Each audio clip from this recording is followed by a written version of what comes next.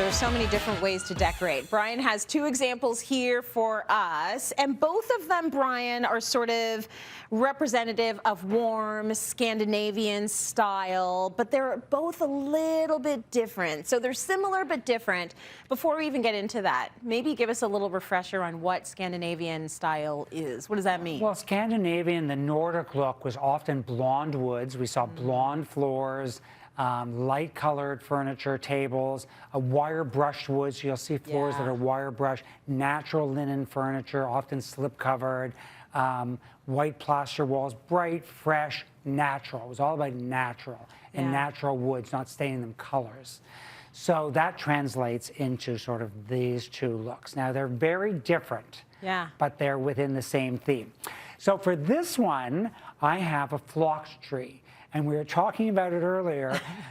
Buy the tree already flocked. Right. Because if you flock this tree, this is a problem. You're because you can get the flock in the spray. You can, and you will never get it off your walls, your hair, your car, anywhere. You are flocking. Your carpet. Your carpet will be flocked forever. So don't do this at home. Right. So buy a flocked tree. What I like about this one, it's sort of gently flocked. These trees have 600 lights in them. So you want a tree with a lot of lights.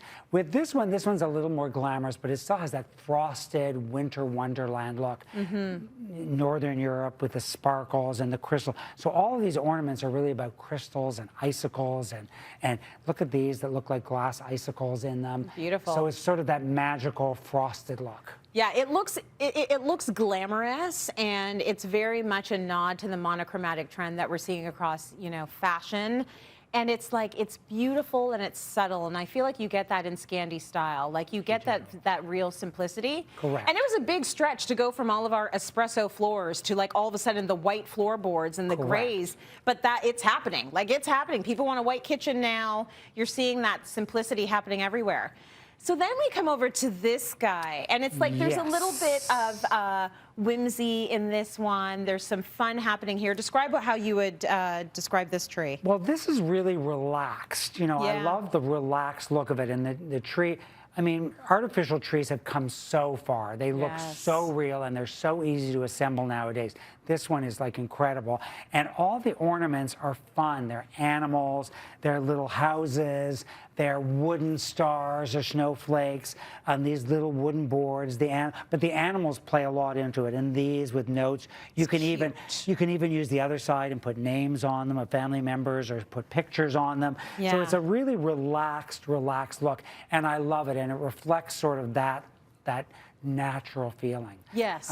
They all go together, which is the important thing. But there's something about these ornaments.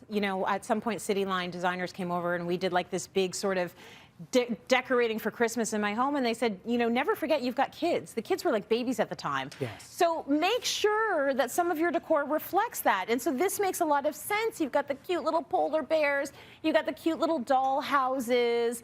All of this stuff is sort of a nod to not taking yourself too seriously over the holidays. So warm. It's a very warm look and a very natural look, but it can still have the sparkle. You can still take some of the icicles from this and put them here, and you could take a few of the wood pieces in here, but they're both very sophisticated looks, but I think they're fun. I love the glamour of this. This would work in any home, a Scandinavian home for sure, but in any home, and I think this would work also. This would be great if you went up to the cottage and you had a Christmas at the cottage. Very nice, but making sure that sort of your decor in your trees matches your decor in your house. Like, let it make sense for your world, right? Exactly. That's what you want. Exactly. These look all homemade, but they look so much better than the homemade ones my kids have made. Yeah, these these are all Gluckstein home at Hudson's Bay. Very nice. Do your kids make ornaments? Oh my gosh, totally. Like in school. And it's like, oh my God, that's so nice. Remember, we're just going to put it over here. Okay?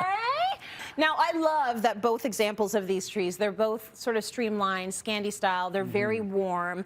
But for some people, the holidays are all about going big. They're all about maximalism and going all out. So, T, I'd love to drag you in here for a little bit of this. I'm wondering what club you are in when it comes to Christmas.